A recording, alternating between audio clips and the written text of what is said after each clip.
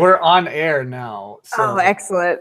I can never actually tell if I'm on air because the delay on YouTube. So there we are. Yes, we are here. Hello, welcome to Porgsplaining the Greeretics. Welcome to the Greer verse. This is about to be an abject disaster of humanity.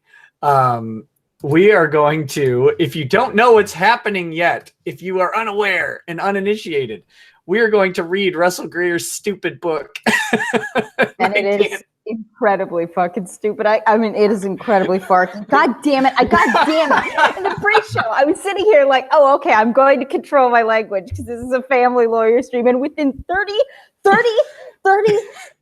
silly seconds, I have broken. Okay, no, that was my one. That was like they tell you to get it out of your system before. Yeah, but your one was followed by 3 being mad at your one. Well, I think there's a debate whether God darn is a curse swear word, but that's neither here nor there. Anyway, yeah, it's a very, very silly book written by a very, very silly man. I wonder if I can, I think I can mess with stuff. I hate and love this Google Hangouts thing. Check this out, though. Let's, here we go. Oh, yes. Oh, excellent. So, just so you guys know, this is the book we will be reading. I wish I could get rid of this stupid toolbar. God, what a terrible tool YouTube has provided. Anyway, so we will be reading based on the true event, Why I Sued Taylor Swift and How I Became Falsely Known as Frivolous, Litigious, and Crazy. Look at that art. He's been stabbed. I'm not sure who stabbed him. Oh, that's Taylor, of course. But she's not holding a knife in the other picture, so I don't know. I'm under the impression that she's holding it behind her back. But here's your first fun trivia of the day. This was commissioned by a Fiverr.com artist in Indonesia. I imagine there was some kind of language barrier. I need an angelic being hovering over me with the knife. Here you go. And also it's Taylor Swift. I can only imagine. Wait, oh, I'm sorry. Go ahead. No. I have not Control H for read mode. Do you have like? It's a little bit better. I'm bad at hosting this. This is my co-host Sriracha.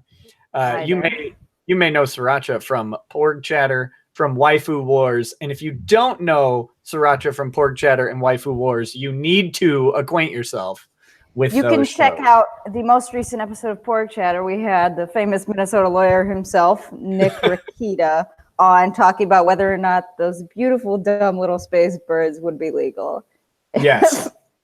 Among other things, too. Yeah, no, we talked about porgs for, I think, about 20 cumulative minutes and then talked about McDonald's original French fries and Elon Musk killing a hooker for about 2 hours. And shooting her body into space in a Tesla because it's the perfect crime. Really is. I imagine the space dust will wipe the fingerprints too somehow. I'm not a scientist. I imagine there's a way to do that. Elon Musk knows. He's not sharing this information. All right, let's get to reading, Nick. Yes. So how are we going to do this? Are we going to trade off paragraphs, or when one of us is just dying, should the other one take over? I don't know. Yeah, why don't we trade off paragraphs? I think the first chapter, there aren't really characters, but if you'd like to do more streams like this, I would love to play Taylor Swift and Ariana Grande and the hooker that makes an appearance. Is it Ariana Grande or is it Ariana Grande? I believe her name is Ariana Grande. Isn't it, chat? I don't know. I mean, I know how it's spelled, and I know how it would be pronounced if we weren't in America. But this is America because Donald Glover told me so. I'm almost 100% positive it's Ariana Grande.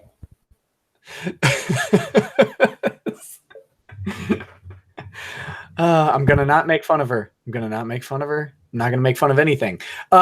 Russell Greer has a copyright on this book.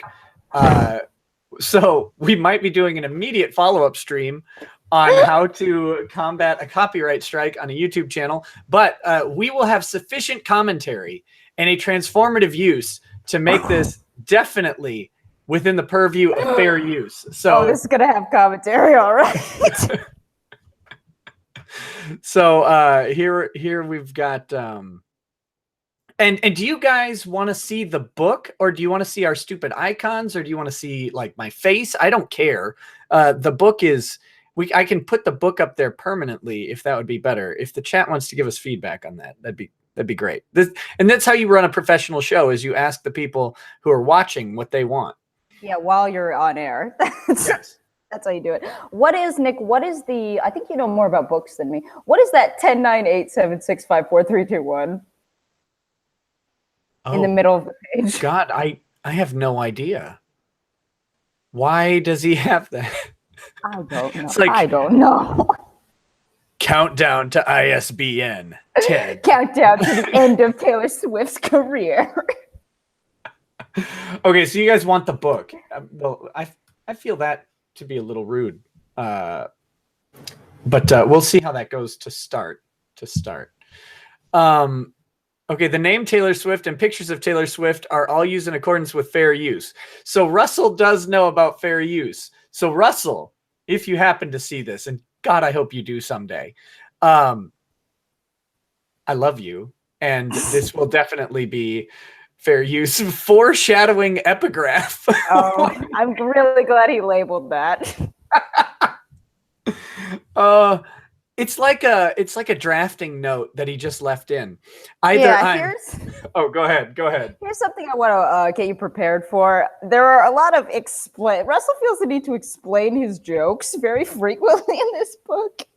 And I just remembered that there are a lot of visual gags for whatever reason in this chapter book. So it might be best to leave the book up on screen. Let's see. Someone says you should do both, which is possible, I suppose. I think I have a way. Life will find a way. For now, oh, wait a minute. Bear with me. I'm going to boomer this up. I think I can do this. I have faith in me. I have faith in me to do this. Here we go. Here's my stupid face. And the camera wants to track me. That's not going to work. What's that stupid box? What is that? That's scary. I'm going to get rid of it. I don't think I'm going to get rid of it.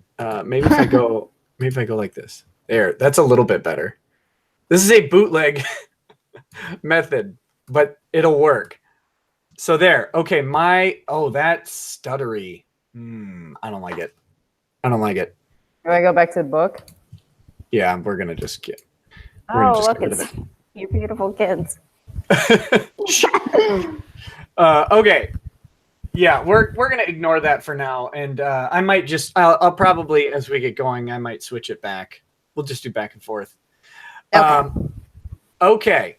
So the quote is either I'm dead right or I'm crazy. Jefferson Smith from Mr. Smith Goes to Washington. Is that Jimmy Stewart? That's a Jimmy Stewart movie, right? So it's I don't know. Either I'm dead right or I'm crazy. Something like that. Yeah, this is foreshadowing, all right. Okay, this is your page. Oh no. Book dedication in loving memory of Bailey Bernard, a beautiful and talented girl who took her life due to the events surrounding this entire incident. Okay, you are more versed in the lore. Yeah, this is not good. All right, so Russell, once upon a time, there was a beautiful young woman named Bailey Bernard, who Russell, I guess, had a crush on at some point. He asked her out. She said no, just to your typical incel crap. I think he made some derogatory posts about her after that, but that's neither here nor there. Bailey did end up taking her own life. Side note, yeah. I hate just about everybody named Bailey in any capacity. So Okay, I want to put that out there, Bailey. I don't like you. And this has nothing to do with Bailey Bernard, who I'm sure was a beautiful person. Probably in the 1% of Baileys that I can tolerate, but you know who you are. Do you have a side story you'd like to go on? No. He knows who he is. Oh, he can't see. I'm so well, making like Can't just realize I'm not on it at all. F for Bailey. Bailey. Yeah. So Russell is convinced, however, that the trolls are what caused. He is convinced that after he was seen talking to Bailey, that trolls on the internet who follow and document his life harassed her and to the point where she felt the need to take her own life. I would be very surprised if that were true, because her family and friends directly told Russell not to include this page in his book, and he chose to do it anyways. He's such a gem. In Russell's mind, this is also Taylor Swift's fault. Well, I think we've documented that Taylor Swift is a horrific bully. And definitely has caused probably the death of, several villages in small countries. If there's anything going wrong in your life, it's probably Taylor Swift's fault. Right. Okay, so I get the legal disclaimer. All depictions and representations written in this book are based on true events that happened between May 2014 to May 2017, involving the author's interactions with Taylor Swift. I'm guessing there were almost zero, if not zero, interactions with Taylor Swift. There were zero interactions with Taylor Swift. Exactly zero. Her agents and her family. Some events in this book have been established under the doctrine of presumption, i.e. establishing non-existing facts based on existing facts and statements. Non-existing facts is a new word for me. Wait, what is that? Like alternative facts? No, it's even better. This is not a different course of events or a different perception of a course of events. This is events that do not exist. In a different reality. Each word, each sentence, each paragraph, each page, each claim, each statement, and each depiction are all truth and have citations and evidence to support each claim and statement. All names, places, people, and their likenesses and works of art are used in their originality and entirety and are protected under 17 U.S.C. 107 fair use, as this book is intended for commentary, research, scholarship, and establishing truth amidst media defamation about the author. And so is this broadcast. It should be noted that the author wrote Swift numerous times to her multiple houses, and she did not respond. I wonder why. Therefore, the author is not liable for defamation. That's not... Is that how that works, Nick?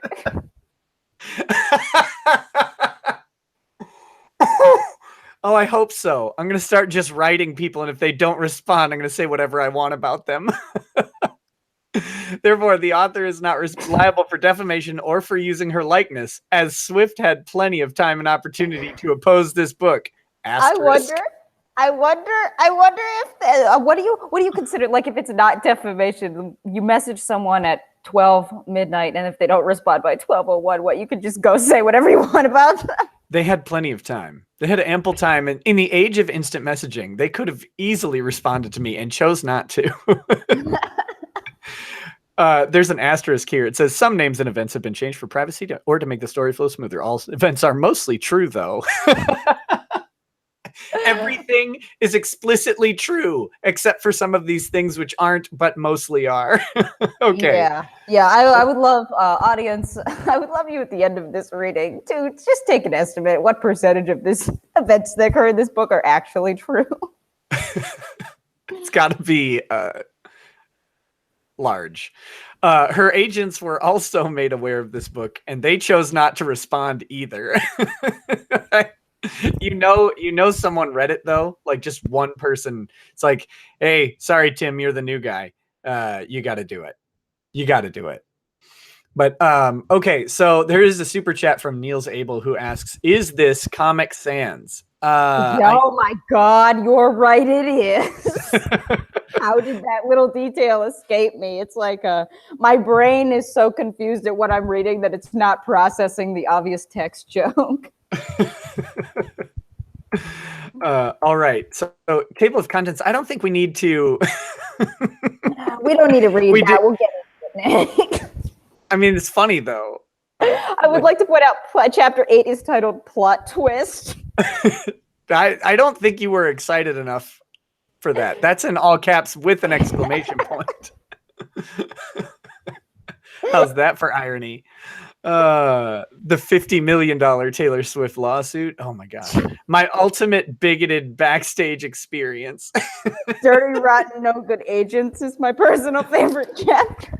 Oh, when you mess with the queen bee. Oh my gosh, we got to get past this. Oh, it's a comic and you get to start it. A little animation to set up the story. This is absolutely not an animation, but all right.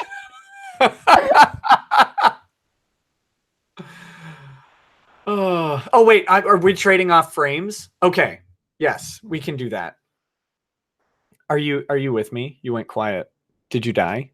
This is just to be clear, this story isn't about the guy who grabbed Taylor Swift's. Oh no. Your VPN to Ethiopia is screwing up the internet here. I can't hear you at all. But hang on. Ah, shit.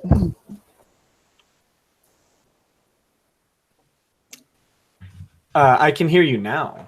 Oh, okay. Is everything better? Yeah, you just cut out right at butt. All right. Well, you want to start up? It's clearly your fault. Clearly your fault. Oh, it's Taylor Swift. This is a targeted harassment stream. Yeah, Taylor Swift is after us, guys. Please send help. Katy Perry, rescue me. Okay, so you had just read, just to be clear, this story isn't about the guy who grabbed Taylor Swift's butt. Are you going on or am I? Oh, okay, look at him. Look at him. Oh, that's beautiful. I was going to say the artist took some liberty with his facial muscles. Now. Play nice. Oh, am I not allowed? Okay, yeah. No, I don't care. I was just joking. Don't actually play nice. Play as nice as you feel like playing. If I can't swear, it's going to come out in other ways. You can. You can do whatever you want. Except no, this story. Wait, sorry, go ahead. I was just saying, don't get me banned.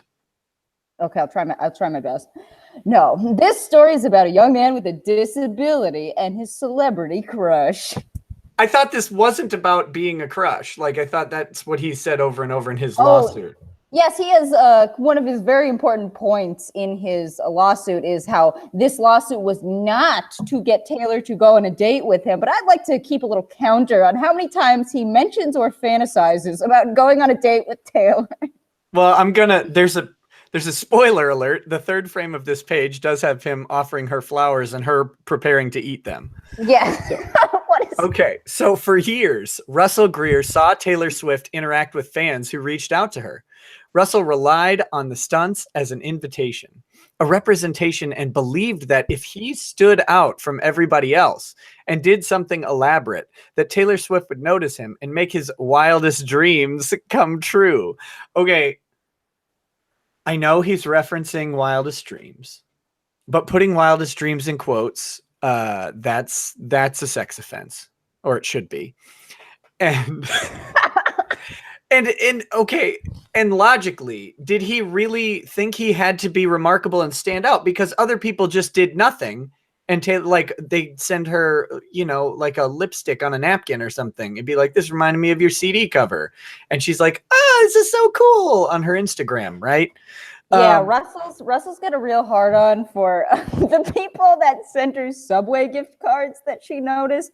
And also, I guess at one point, a bunch of kids made a bunch of 1989 paper cranes, which I believe symbolizes, there's a book about that in cancer, and sent it to her mom. And he just does not get the symbolism and is very upset. It's like, what's Taylor going to do with almost 2,000 paper cranes? Well, what's she's going to do with this book, Russell? She's gonna fold all the pages into the remaining paper cranes. Russell imagined everything working out perfectly, but bad agents, slander, and misunderstandings stopped those dreams from coming true. And if you notice, there's a date right there happening. So he's on a date with Taylor in this. And she's laughing at his wit, which is great. And then apparently her bad actors are in heaven, guarding over her. I don't know what that is. And then now they're standing on clouds. But this is your page.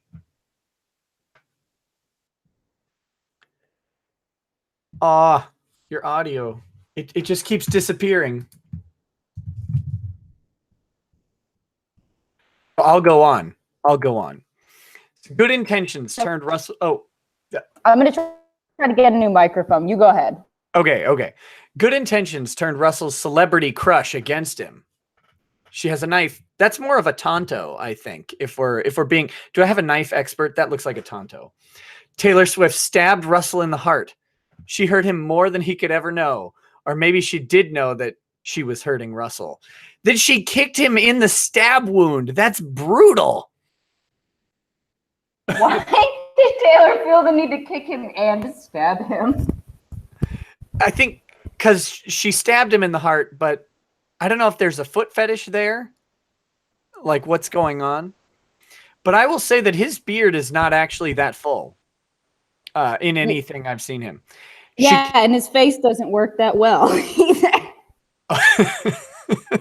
She kicked him off the cloud 9 that he rode high upon.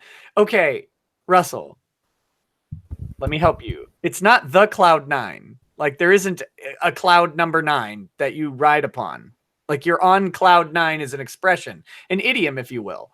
But it's not the cloud 9. It's not a noun. Yeah, this book has a bunch of very creative wordplay. And if any of my Warhammer friends are in the chat, F for Vulcan, and you'll understand with this page. But so did you get the new mic? Because you're coming through better again. Oh, okay, good, excellent. So this is you.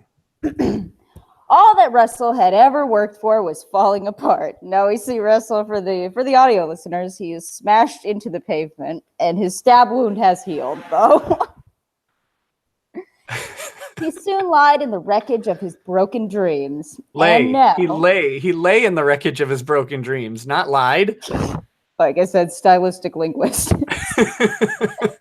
And now our story begins. The epic tale, the end of Taylor Swift's career, how she killed a man, begins. And she Dragon Ball Z smashed him off the cloud 9 and down into a crater on the earth. And if you notice, that was a prologue, and now there's a prologue. Yeah, no, that was an animation, Nick.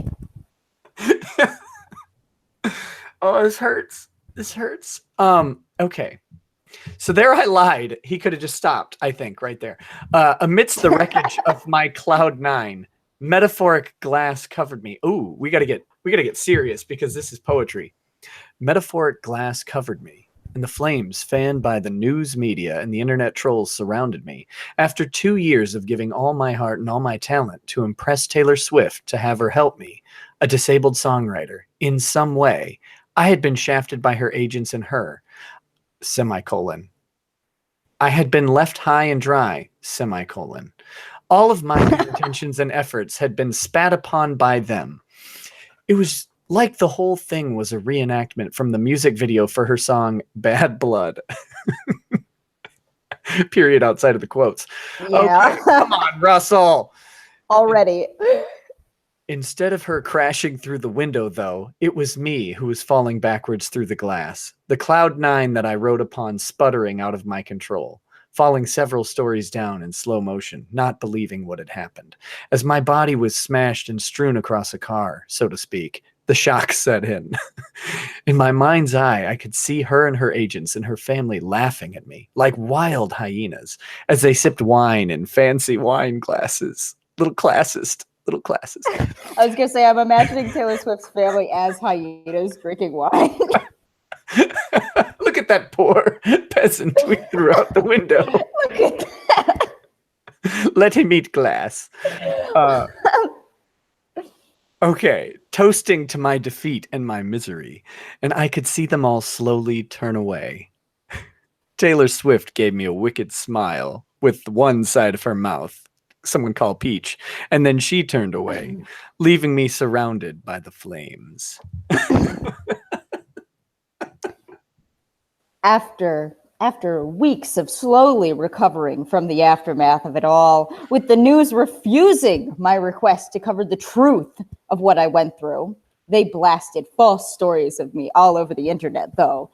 And the trolls dragging my name through the mud, I decided to write this book to explain my side of things. And oh, Jesus, run-on sentence.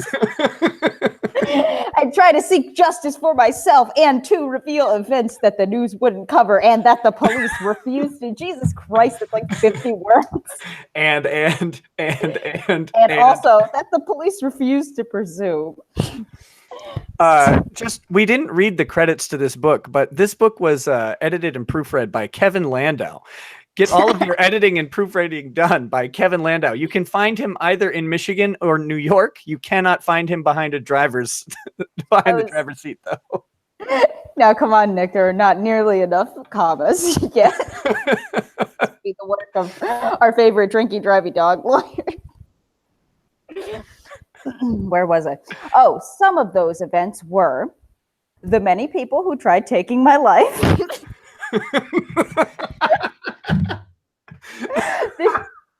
The death threats against my family, a girl committing suicide, the online bullying and stalking against me, Taylor slandering my intentions and how Taylor's record label tried hiding the event. This book is an attempt to clear my name and to show that I'm not crazy or frivolous or litigious, but to show that I'm a human being who stands on principle. This book gives an in-depth look into what really happened and shows how Taylor Swift and her agents had duties to not shaft me. Hold on. We're using legal language here. In negligence cases, the duty not to shaft, I think, is the first element of negligence. Yeah, no, that's a right? It's the right to life, liberty, and not to be shafted. Right. This book shows the plights of the disabled who struggle to get into the entertainment industry. Oh, it shows the plights of a disabled, all right. It also shows how elitism in Hollywood is implicit discrimination. Most importantly, it encourages those who may have a Taylor Swift in their life to not back down.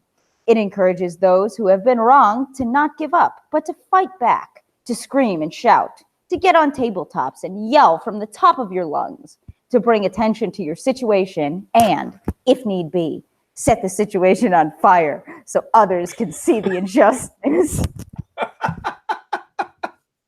You heard it here first, kids. If something goes wrong, set it on fire.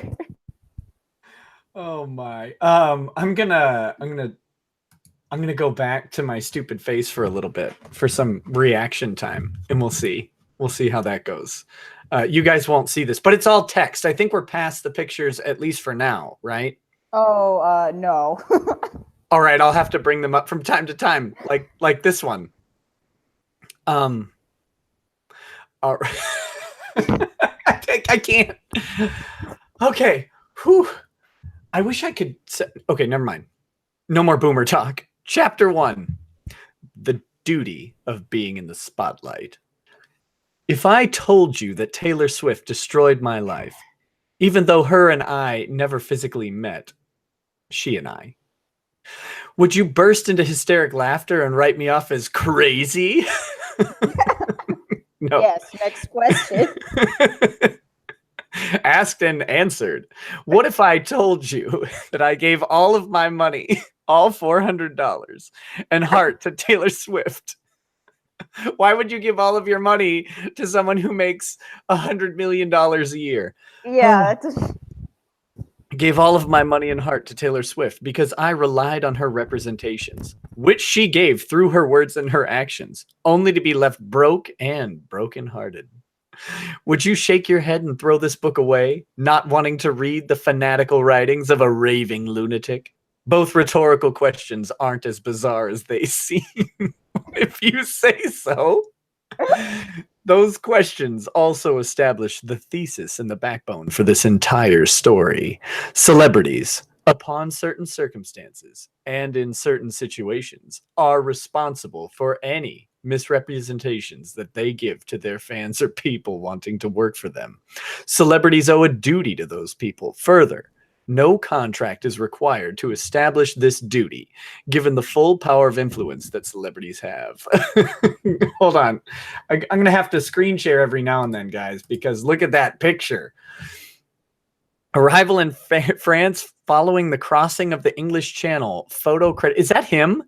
Is that Russell? No, that is a photo stolen from Shutterstock, I believe. Photo credit David Blackwell via Visual Hunt, CCBYND. Here's the photo credit from Flickr. What does this photo have to do with anything? Yeah, like I said, there are a lot of visual gags in this novel. See, the mouth threw me off because I thought maybe that was actually Russell with some like straw in his hair or whatever that is, seaweed.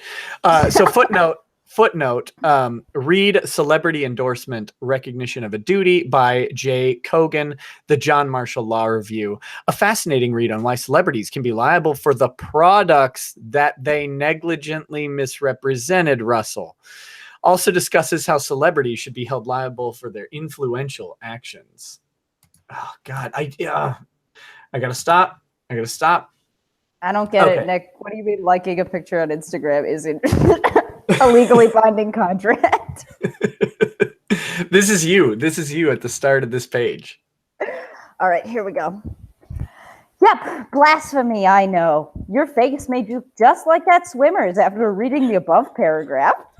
But for this story to make any sense, I highly doubt that.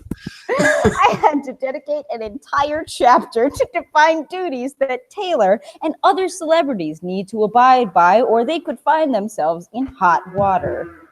So, before you condemn me and set the dogs on me, hear me out. For me to explain myself clearly, I would like to present my arguments in two different sections. One, a layman's context, non-legal context, to establish the basic underlying of a duty, and two, a legal ramifications context, to establish how a celebrity should and could be found liable in a court of law. Subheading, the layman's context for celebrity duty. Let's start with defining what a duty is in the normal sense of the word. Oh, yeah. We have our first branching path. Russell, you're talking... Never mind. Okay. We'll see. I got to see where it's going. I haven't read this. You have all the spoilers.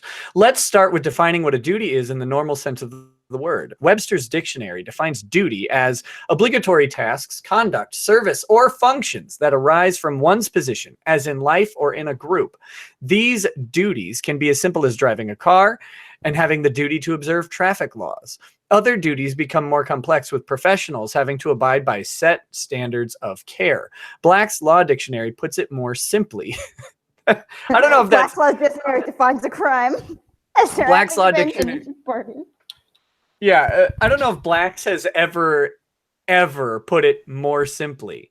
Wherever there exists a right in any person, there also rests a corresponding duty upon some other person or upon all persons generally. The keywords in these two definitions are a right and a position. Is that where you go? You go there, Russell? Okay. Your turn. I would like to gauge how wrong is this so far legally? Well, I mean, he's just citing Black's. So wherever there's, why does he pick position? Because position isn't even in the Black's legal definition, right? Like, I don't know. He says, wherever there exists a right in any person, there also rests a corresponding duty upon some other person or upon all persons generally. But he says the key words in these two definitions are a right and a position. So... Oh, he's talking about the Webster's definition of duty. Oh, that arise from one's position. Okay.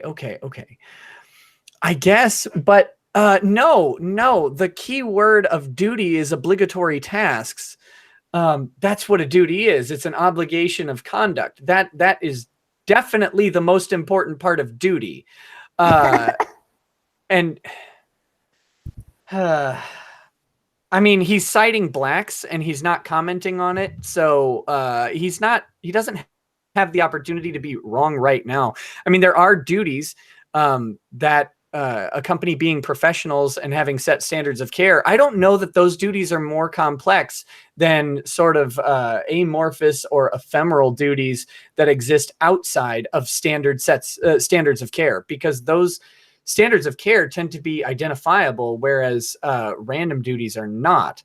But let's go on though. All right. Well, if you don't like the citation of blacks, we have a citation of Spider-Man in the next paragraph.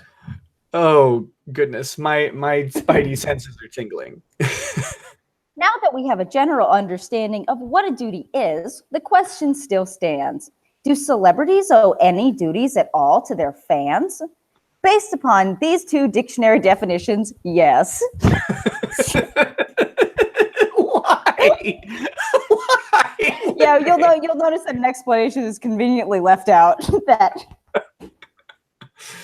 based upon these two dictionary definitions, unrelated to each other and talking about different things, yes. Celebrities, given the positions that they are within the rights that they hold, owe a duty to their fans for any misrepresentation, false statement, or false action that they make.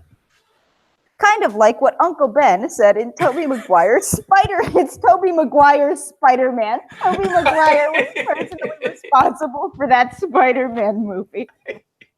Tobey Maguire directed Spider-Man. He also wrote the line that was written like 20 years before he was born.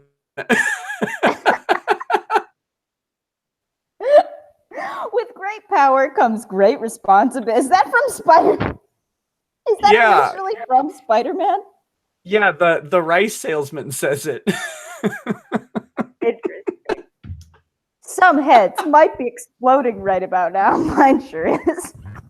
But stay with me because it's true. Celebrities, given their DNA chemistry built of being human beings and their being public figures, enjoy two rights: the right to privacy and the right to publicity. Let me stop you right there, Russell. Celebrities don't enjoy those two rights. Everybody enjoys those two rights. Everybody in the United States, under our system of law, has a right to privacy and a right to publicity. It's not reserved for celebrities. I don't know if that's what you're trying to say, because your syntax is just problematic. But we'll see. We'll see. So why does this man exist? As stated above, since celebrities breathe, bleed, belch, and get bored. That's the list. What is that citation? I need to see what that is. It says felt like using all be verbs.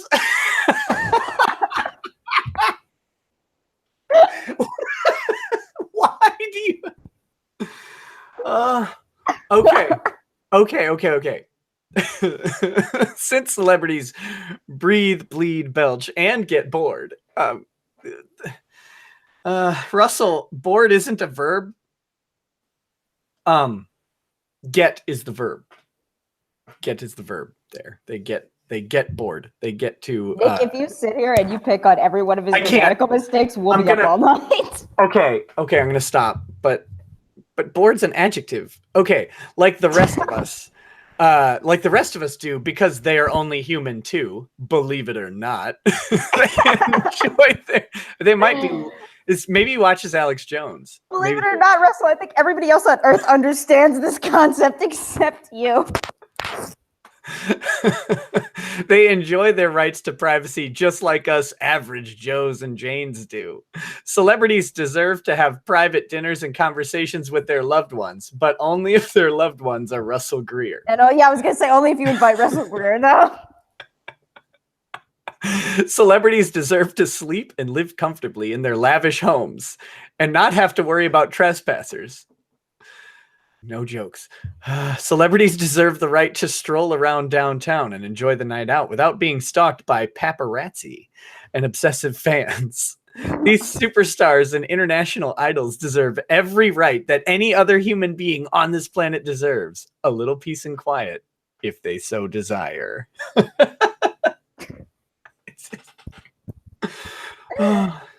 And since they are celebrities, they also enjoy the right to publicity, the right to choose which products can use their images and likenesses. Unless your name is Bailey Bernard, in which case Russell will include you in his book against the will of your friends and family. Many megastars enjoy the right to be able to trademark their names to be used on fragrances, jewelry, and other products. For example, in intellectual property law, a person is able to trademark his or her name when it has established a secondary meaning, which means the name has become well known and familiar with the populace. Taylor's. I'm sorry, were you going to say something? Can you read that citation for me, please? That citation is what is secondary meaning from freelegaladvice.com.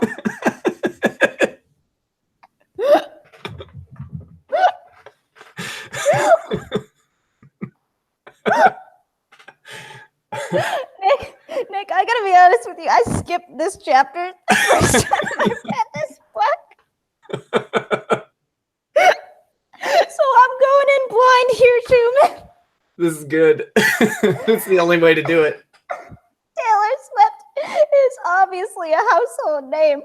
At the time of this writing, a search was conducted on the United States trademark website, and Taylor Swift has trademarked at least 62 different trademarks that bear her name or initials.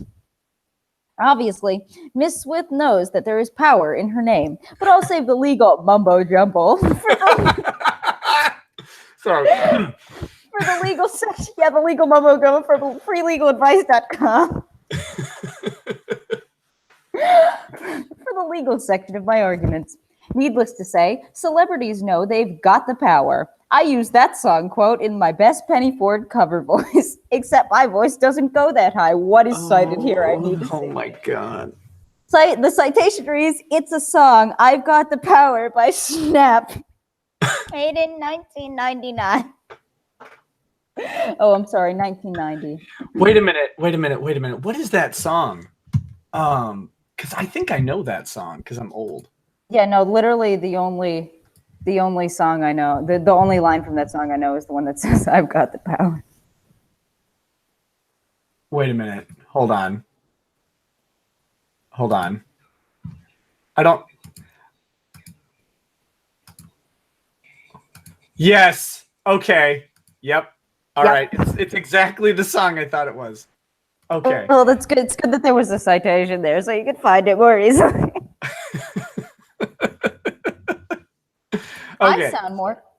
I sound more like a dying cat than doing a cover song. Oh man, I'm sure your English brain is exploding at that one. No, I'm just picturing Russell Greer as a dying cat, like as a furry or something. Just okay, sorry. Taylor. As a side note, you'll see that I throw in a lot of tongue-in-cheek pop reference jokes in this book. I also throw in a lot of side notes, just as a side note. Oh, God, I'm so happy he told us, because we wouldn't have got that just by actually reading the book.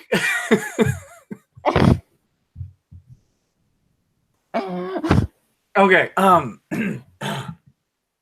believe it or not, I think this is the 5th time he said believe it or not. Believe it or not, it's not all fluff that celebrities possess some extraordinary power to sway people. They know that they possess this power. Why do you think pop singer Katy Perry actively campaigned with Democratic presidential nominee Hillary Clinton during the 2016 presidential elections? Perhaps Katy is a political junkie? ? Maybe Katy was concerned about the possible direction of the country? ? So why didn't she do this as a private citizen? She literally did. She literally did. Yeah, as opposed to fucking. I'm sorry. As opposed to what, Russell? An airplane?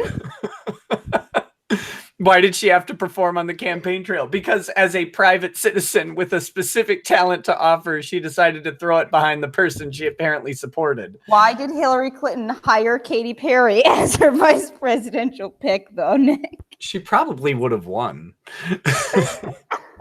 I think Hillary Clinton is allergic to winning, which is why she couldn't step up into her own van. Sorry, that was rude. That was rude. I'm sorry, Hillary. Please don't perform the same necromancy on me when I die. Please don't. Oh yeah, please leave me in my grave, Hillary. I want to die. But not as early as Seth Rich did. Because Katie knew that with her popularity and level of name recognition that she could garner more votes. How do you shed the mantle of being Katy Perry? Like, how do you... You have to dress up in a burqa. That might have done okay. That might have played well. Not just Katie, but many other celebrities turned out to support Hillary Clinton. Beyonce, Jay-Z, Demi Lovato. There's even a non-profit political group that uses celebrity spokespeople to help persuade young people to vote. Rock the vote. Oh boy. All right. This is yours. With the expanding use of social media and technology, celebrities are now being dubbed social media influencers. It annoys me so, I'm sorry, it annoys me so much that he always puts the period outside of the quotation. Every time it bothers me. The accounts of celebrities, either ran personally by them or by an associate of theirs, are now identified with a blue check mark that signifies their accounts as verified, signifying that the accounts actually belong to them. It's run, Russell. But sorry, go ahead. Since people, for some odd reason, like to create duplicate fake accounts of celebrities. This is something that Russell has personal experience with multiple times. On Taylor Swift's social media platform, she has 77 million followers on her Facebook, 103 million followers on Instagram, 25 million YouTube subscribers, and 85 million followers on her Twitter. Combined, that's about 290 million people she's influenced. Like, I'm sure there's no overlap there. And I think he's underestimating that at least 35 million of those are men of a certain descent saying "Open Bob." Chauvagine. Give or take the duplicate and fake accounts that follow her. Oh, citation. I'm just that. The citation literally says, I'm just that good with math. Come on. Sorry. One or two. No, go ahead. I have to believe that he actually went through and did like a logarithmic reduction of how many fake and duplicate accounts he could find, and then brought that out with the numbers, like through a complex math formula, scribbled on like the window of a Denny's with permanent marker. Yeah, that's why he got fired from his last paralegal job. One of those 290 million people is bound to be influenced in a way Taylor Swift may not have meant. Right here. Yours truly. Just him. Literally just him. So what's great is all of the legal claims. So getting into the legal commentary here, Russell. I know we're throwing the legal mumbo jumbo out until later, but when you have one of 290 million people, you have what's called an outlier. And pretty much every standard of care, every duty, standard of care relationship in pretty much, every area of law relies on what's called a reasonable person standard. So a huge argument against the reasonable person standard is that one of 290 million was influenced in this way. So he's undermining his own argument. It's silly. Yeah, isn't that like saying whoever wrote that song should be responsible for the guy that shot John F. Kennedy? Yeah, exactly. And he should be. One may think, so it's just a celebrity. Let them post and do what they want. Well, why would we do that? Yeah, I think everybody would think that. On the contrary, Growing Pains actor Kirk Cameron.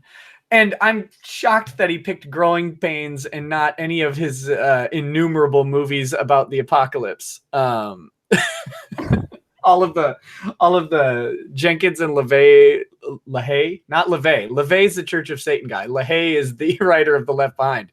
All the Left Behind movies that Kirk Cameron was in, including I think the one with Mr. T.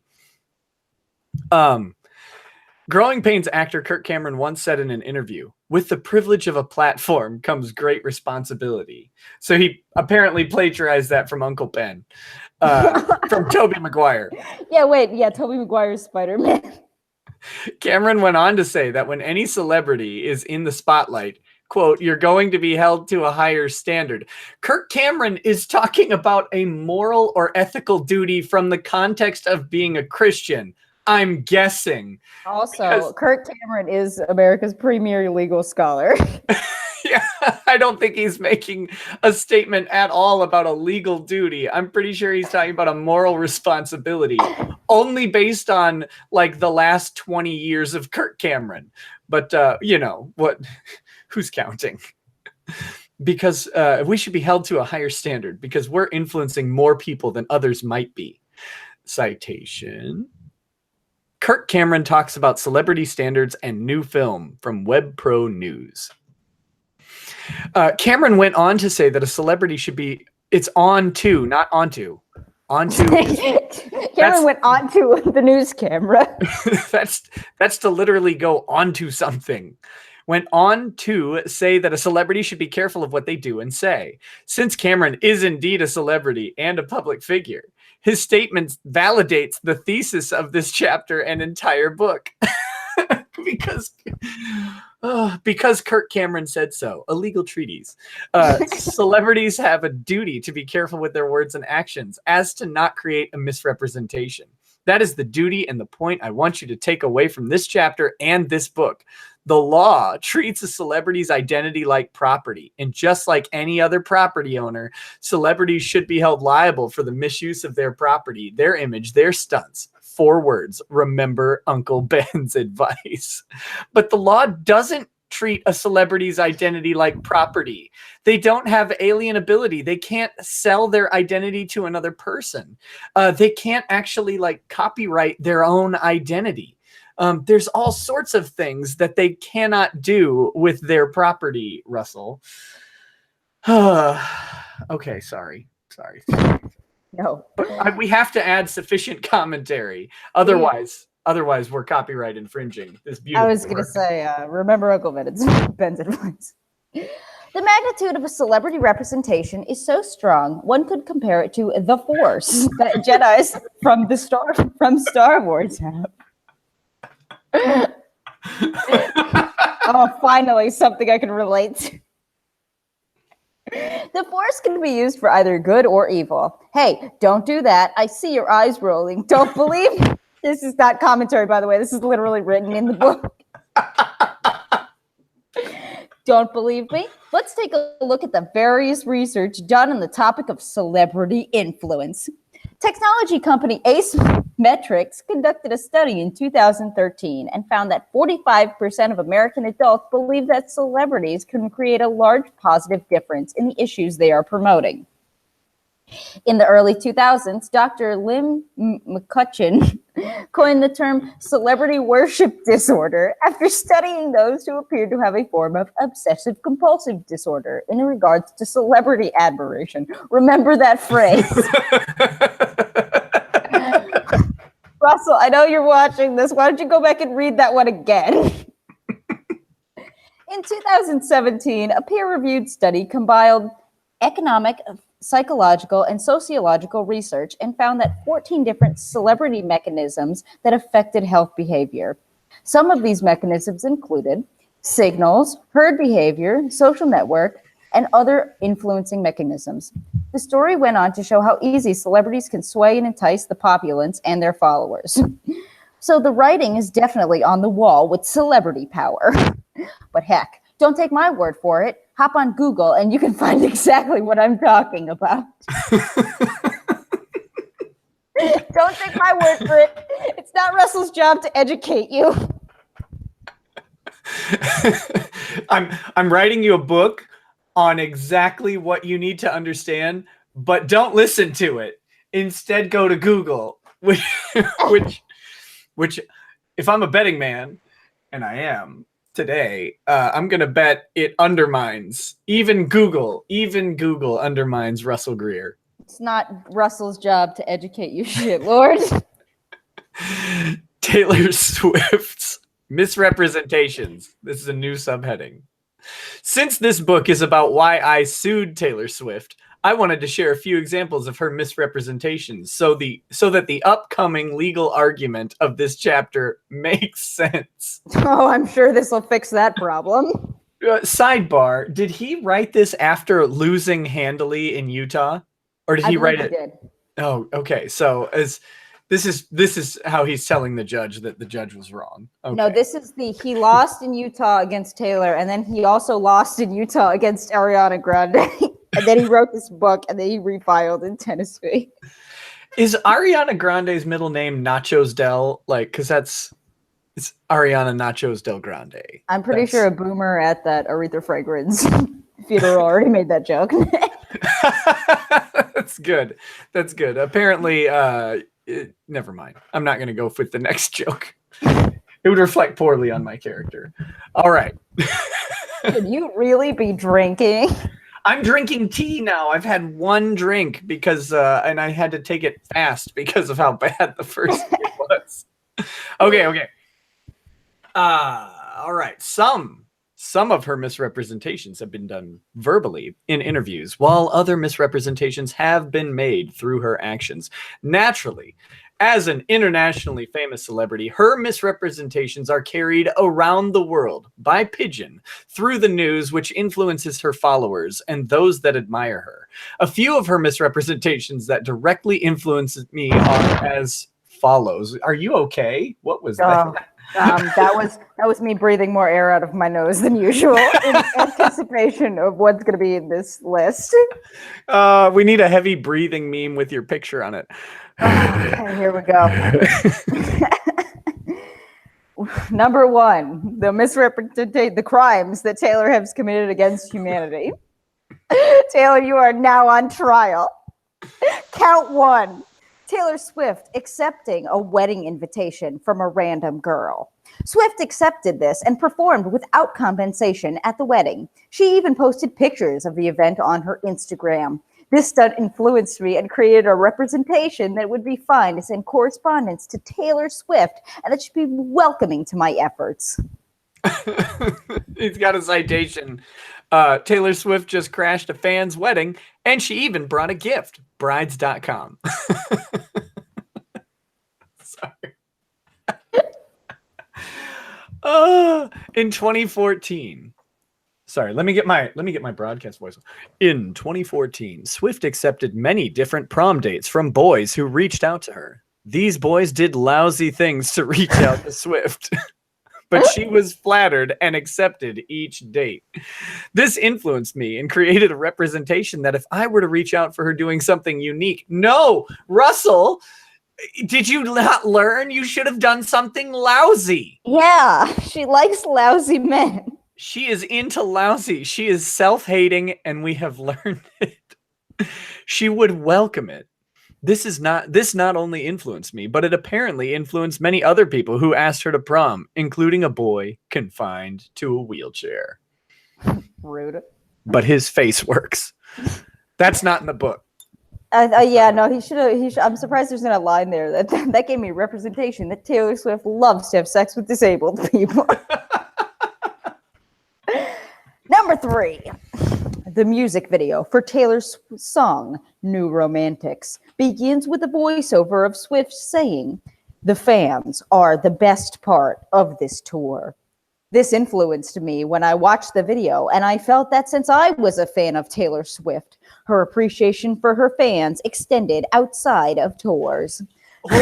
Hold on. Why would the fans being the best part of this tour extend to fans outside of tours? Russell. Yeah, wait, Russell, where did you get that from? Gaston Heap says, doesn't the fact we're talking about this mean his plan was successful? Yes. Russell's master plan is going perfectly. Taylor, please come on the show. Taylor, we're begging you. I'll even sell for your brother. Taylor Swift, I would pay at least $400 for you to be on my show, and I won't send you a song. Taylor Swift, I promise to stop sending you songs if you come on this show. Sorry. Okay, sorry. Go on. Wait, Where was I? I felt that she would be so happy and flattered to hear the story and the efforts of a disabled songwriter who toiled away on a song meant to make her happy, a song written about her. Footnote, hang on. Oh, it's just the new Romantics her music video.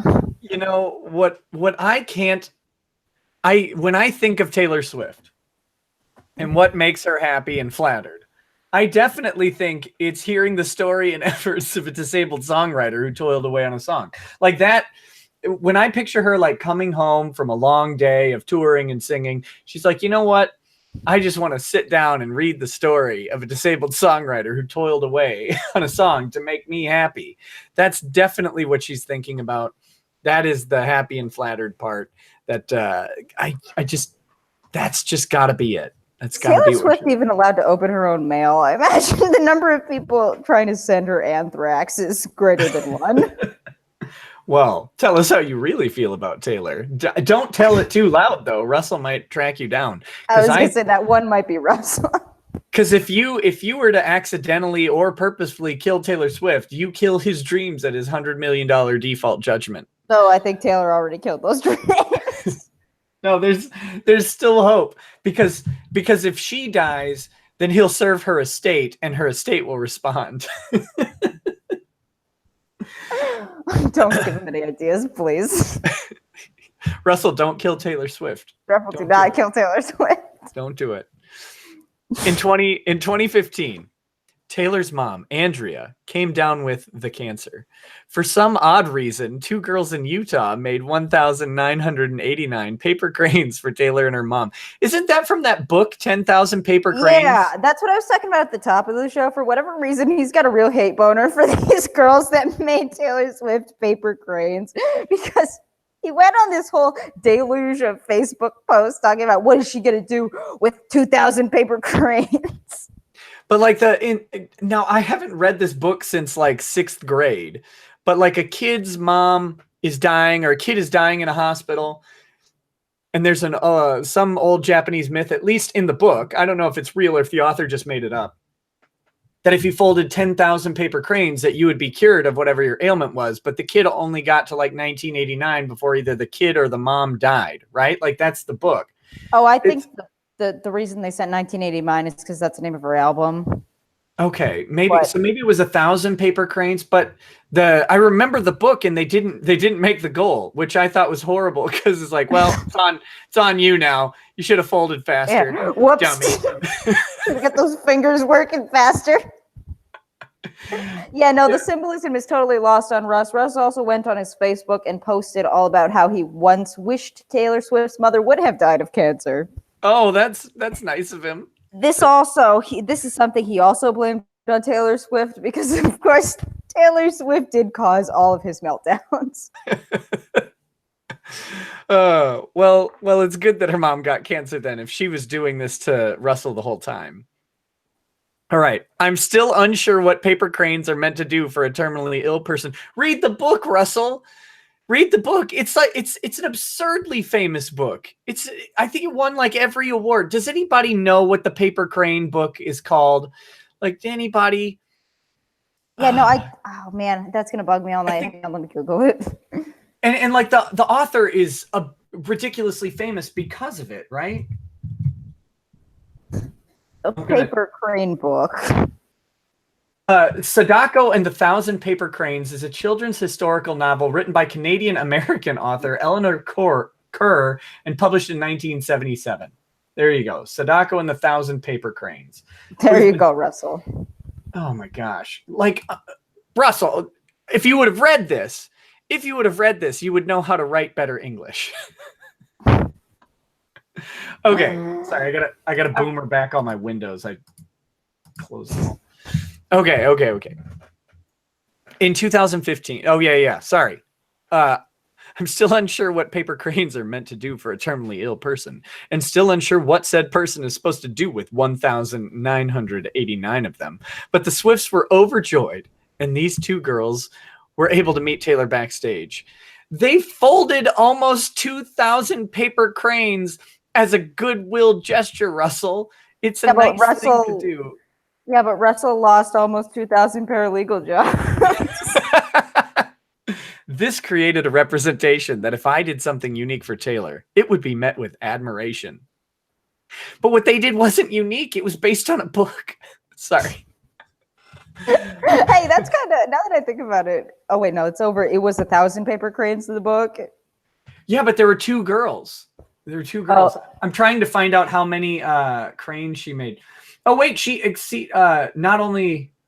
Okay, however, the claim in the book that Sadako died before completing the 1,000 cranes and her 2 friends completed the task, placing the finished cranes in her casket, is not backed up by her surviving family members. According to her family, and especially her older brother, Masahiro Sasaki, who speaks on his sister's life at events, Sadako not only exceeded 644 cranes, which was the amount that the book says she made, she exceeded her goal of 1,000 and died having folded approximately 1,400 paper cranes.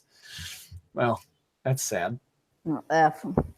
Yeah. In 2013, crime number 5. In 2013, a movie about Paul Potts, a winner on Britain's Got Talent, was released.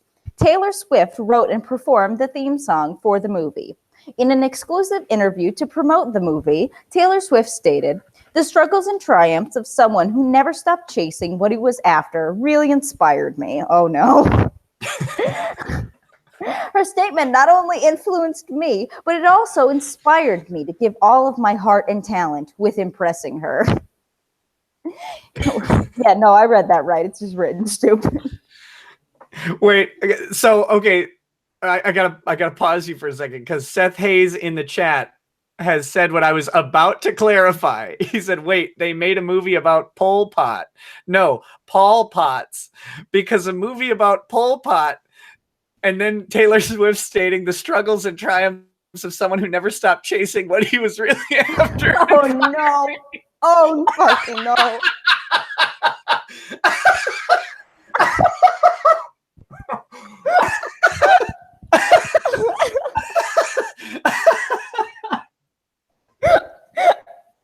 Oh my God.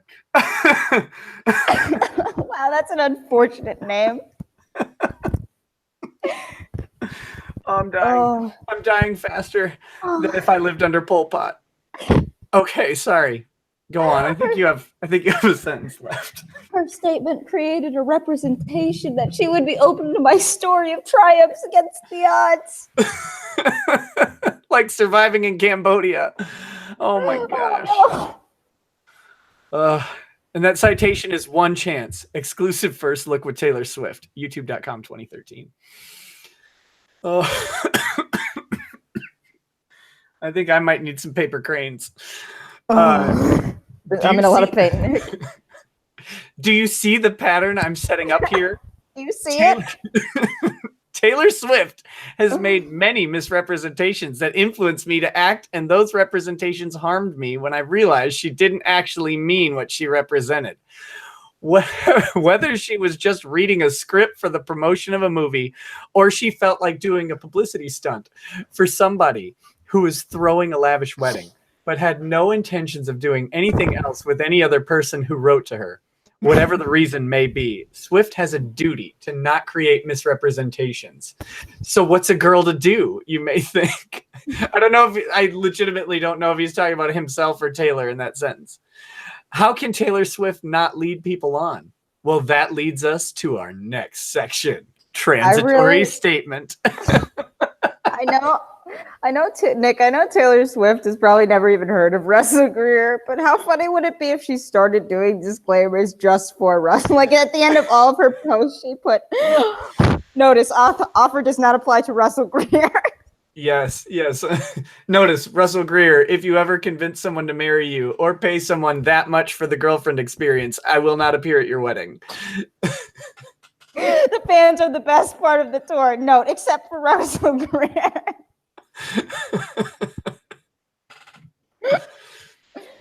Oh, okay. Oh, the first line of this next section makes me so happy.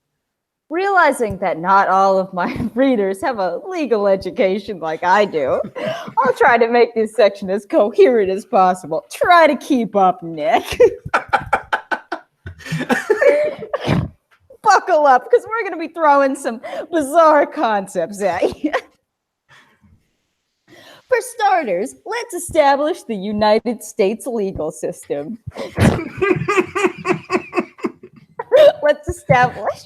For starters, let's just set this little guy up for you. There are three branches of government.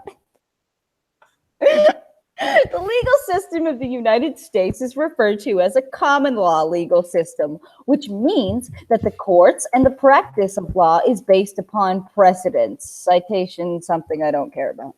Precedent, not to be confused with the president.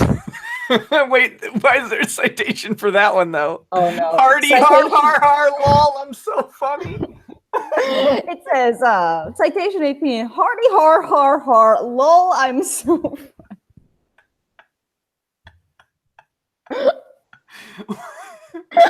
Why he do this?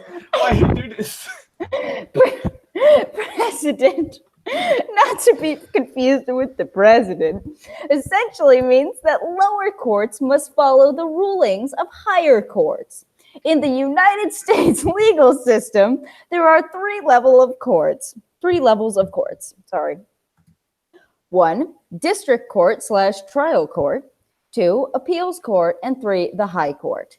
Each of the 50 states have their own version of the three-court system, as does the United States federal government, with the United States Supreme Court being the highest court in the country.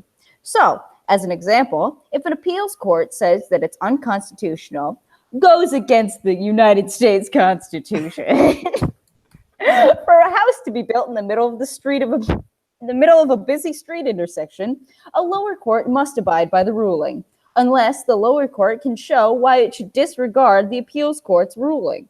That's basically the lowdown of precedent. Now we can continue on to celebrity misrepresentation liability and why Taylor Swift is legally required to fellatiate me. Back to you, Nick.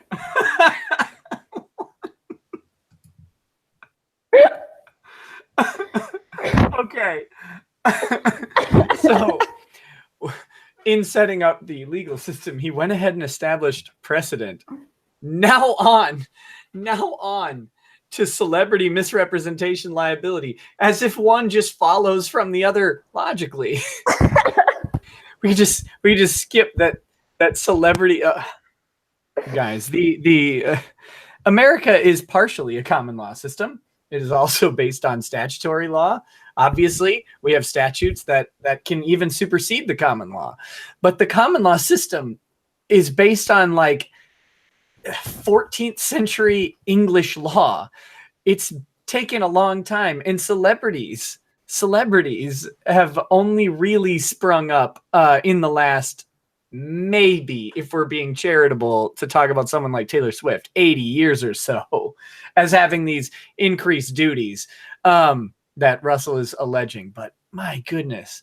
So we're talking, he's taking like 600 years of legal system and then just skipping 500 of those years. Well, to be fair, that's fine.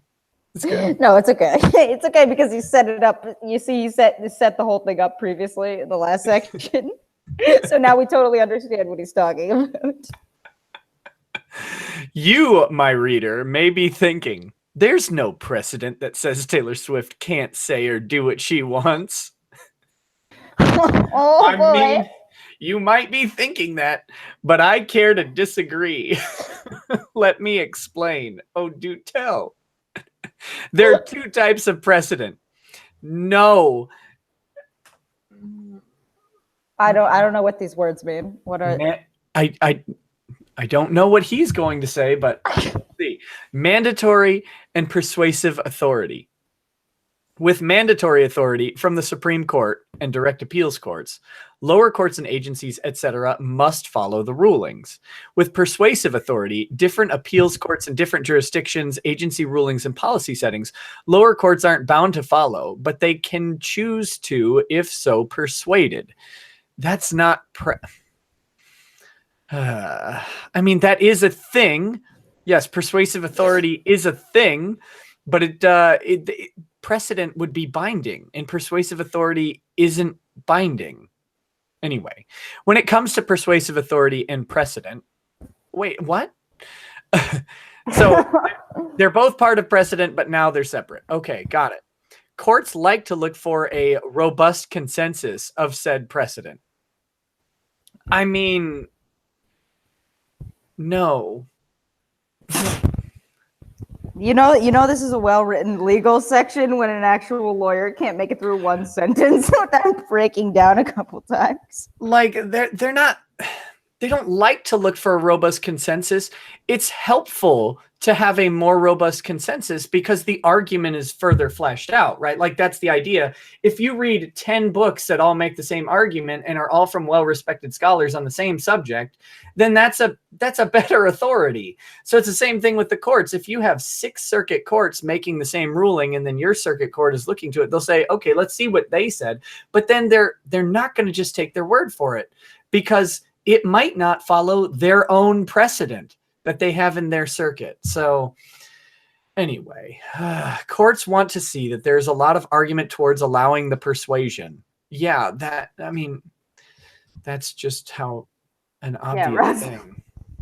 The majority of my arguments against Taylor Swift and for her liability are admittedly only persuasive authority. No, there are not persuasive authoritative sources for your arguments about Taylor Swift. They don't exist.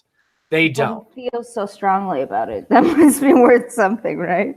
But there's a robust consensus with what I argue. No, if there was a robust consensus with what you argue, Russell, you would just raise the issue in a court in one of the circuits with the robust consensus. Like you just move there for 6 months and then sue her there. The Federal Trade Commissions is my saving grace and makes my seemingly insane comments sane. Sure they do. Okay, here we go. The FTC thing again. The Federal Trade Commission, abbreviated FTC, was established in 1914 by President Woodrow Wilson. The FTC's sole purpose is to protect the little guys like you and me. Since the 1930s and earlier, the FTC has been cracking down on misrepresentations.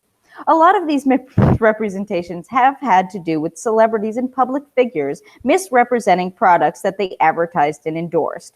For example, in 1978, the FTC went after 1950s singer Pat Boone after he negligently endorsed acne medication, saying that his daughters used it when in fact they did not use the product.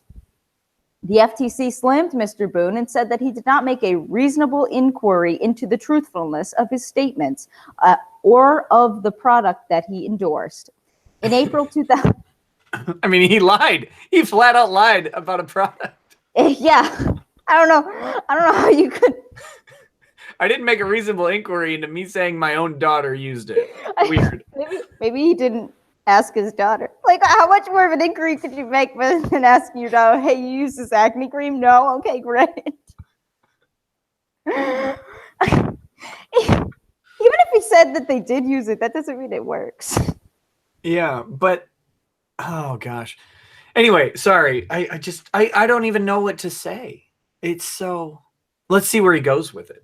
In April 2017, the Federal Trade Commission sent out letters to 47 different celebrities, warning them about their use of social media profiles containing potentially misleading representations. No, Taylor Swift was not on the list, but some of the celebrities included Sean Combs, Luke Bryan, Heidi Klum, and 44 other big to small name celebrities. I like that he specified 47 different celebrities, named 3 of them, and then 44 other ones. Yeah, and aren't they all proactive representatives? What does that mean? Proactive, the acne medication, right? Proactive? Isn't no. Sean Combs and Heidi Klum are proactive reps, I'm pretty sure. I mean, Heidi has her Victoria's Secret thing, but I thought she was also with Proactive. The only one that I remember, because I remember reading that story, was the Kim Kardashian was advertising that tea that apparently if you drink, it makes you poop all your intestines out, and she wasn't actually... I've tried that stuff. It doesn't work. You still have all your intestines? I know. It sucks. How am I supposed to get a 22-inch waist without shitting out my small intestine? If anything, this is the knockout punch that shows celebrities can be held liable for their misrepresentations. This FTC precedent can extend from the endorsements of products to celebrities' publicity stunts. I like it how there is nothing cited there. No, because it doesn't. It's specifically related to the endorsement of products. Notice it's on Instagrams. The citation, all 47 celebrities who received warnings from the government about their Instagrams. I'm guessing they had pictures of products that they sponsored in their Instagram photos. And if you don't make clear that you're representing a product, that's a problem, or that they're paid to be there. All right, let me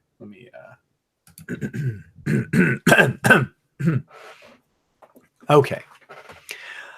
Unfortunately, only the FTC can bring lawsuits against celebrity endorsers for their misrepresentations of products under the Fair Trade Commissions Act, or 15 U.S.C. 41 to 57, as the legislation. Note, not common law, but specifically statutory law. The FTC operates entirely under statutory structure. And so precedent is merely the interpretation of the statutes. It is not an established system of common law that would allow the extension of the misrepresentation of products to the misrepresentation of publicity stunts, as he has labeled them. All right. As legislation does not allow private causes of action. But these arguments and cases do form persuasive authority against celebrities for one to sue in a regular court of law under a negligence cause of action. No, they don't. As we have seen in a few of the FTC cases, the FTC berated the celebrity endorsers for failing to provide disclosures and disclaimers with their social media posts and the products that they advertised. Russell, italicize, bold that, and put it in 48-point font and tattoo it on your stupid face. That's the most important part of an FTC regulation, is that it's related to trade, the Federal Trade Commission. Do you imagine if the FTC could regulate people's personalities? Yes. Yeah, that'd be good. You know what? Whoa, hold on there.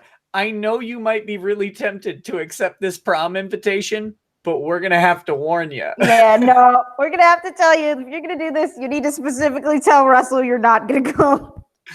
FTC incel factory. keeping boys chaste since 2018. A person that felt wronged and misguided by a celebrity for their misrepresentation, like moi, could that's in the document. Why? Could easily cite these cases, not easily, as persuasive authority. Obviously they can't, because you can't. While they couldn't argue anything, well, I think you're overlooking, Sriracha, that the judge didn't listen to his arguments. So he made them. They were good, but the judge didn't listen to them. I'm pretty sure. Fantastic part of this book that I can't wait for you to get to, where he forgets an HDMI cord to show the judge's evidence. $20 between victory and defeat. I was going to say, so close yet so far away. 6 feet in the air, to be exact, which is where the HDMI port was. While they couldn't argue anything under the FTC laws to find the celebrity liable, they could argue that the celebrity, or in my case, Taylor Swift, failed to provide adequate disclaimers that her publicity stunts did not create invitations to encourage others to invest time and money into impressing her. Because how was I supposed to know without any warning? I don't know, Russell, you're really good at math. How many gifts does Taylor Swift recognize and then extrapolate that amongst 290 million fans and then predict how many gifts she gets and see how many she doesn't talk about? You're good at math. Why is it that all of these random brilliant men are so good at math? Russell is so good at math that he couldn't figure out that there might be an overlap between her YouTube and her Instagram. It's like someone else who was so good at math that they couldn't pass the one math test that all math majors had to pass to get their degree. Yo, I had to pass that math test to graduate, and I was not even a math major. It's the GRE exam. Did you have to take that at any point? No, lawyers get a dumb version called the LSAT. So we didn't have to take a GRE. They're like, oh, we don't want to make them do math.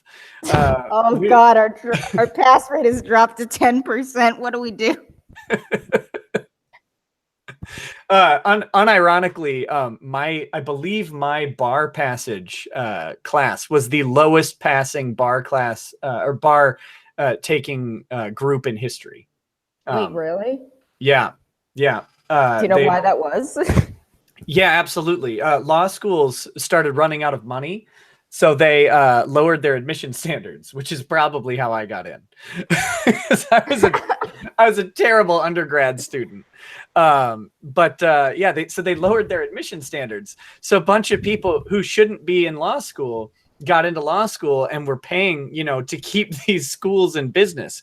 And then they realized the horror of them getting to the bar, but actually not being equipped to take those levels of classes. Oh my God, that's horrible. I imagine that's not a cheap test to take either. No, and it goes up $100 each time you fail it. Holy shit, are you serious? Holy shit, are you serious?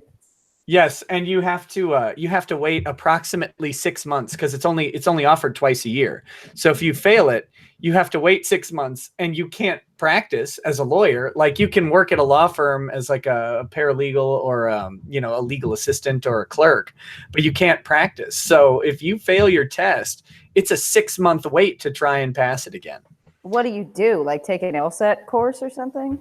Yeah, you would take like a bar prep course again, I guess. I passed it on the first try, so I don't want to think about what that would have been. Oh, good for you, Nick. Thank you. Speaking of someone who has not passed the bar, Kevin Landau. He's never passed a bar. He passed it once and then never missed it again. Okay. Where were we? God, that was a digression. How was I supposed to know without any warnings? Blame the whole celebrity worship disorder thing. And if you're wondering, no, I did not have a shrine to Taylor Swift. I did have a trophy room of her, though. I'm kidding. No, you're not. No, you're absolutely not, bud. Man, how has this guy not been on the cleanup crew at every single venue that's hosted her, just combing for hair? Yo, I thought of that earlier. Here's a good way to get into any concert you want for free. You get a job at the venue, offer to work that day, and then quit halfway through your shift.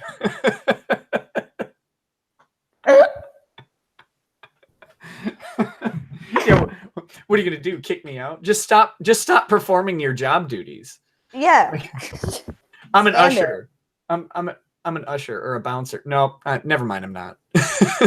You could do that. You could do that at anywhere too. If you want to get into a packed nightclub, offer to work that night and then quit. I'll never find you. I did have a trophy room of her. That is horrifying, because I believe 100%. The only thing I believe in this book is where he says that he didn't do them or he's kidding. That's my default position here. He had like a Taylor Swift doll that he smelled every night or something. Yeah, he bought whatever fragrance she was hawking. Just sprayed it all over the doll. A duty to warn, a failure to warn, however you want to word it. It is indeed a cause of action that many people sue. The beer is really starting to hit me. A cause of action that many people sue in the courtroom for many different things. Am I stupid, or does that sentence not make any sense? How a duty to warn, a failure to warn. Failure to warn would be the cause of action. A duty to warn would be one of the elements of the failure to warn negligence action. Is indeed a cause of action that many people sue under in the courtroom for many different things. That's a doozy of a sentence. There's just too many many's in there. Since we are comparing a celebrity's right to publicity as a piece of property, one could easily cite property law. Oh no. Taylor Swift, you have to take your hair with you when you move out, or you're in violation. As is common knowledge, oh, is it, Russell? As is common knowledge, property owners can be held liable if they fail to warn of potential hazards on their property.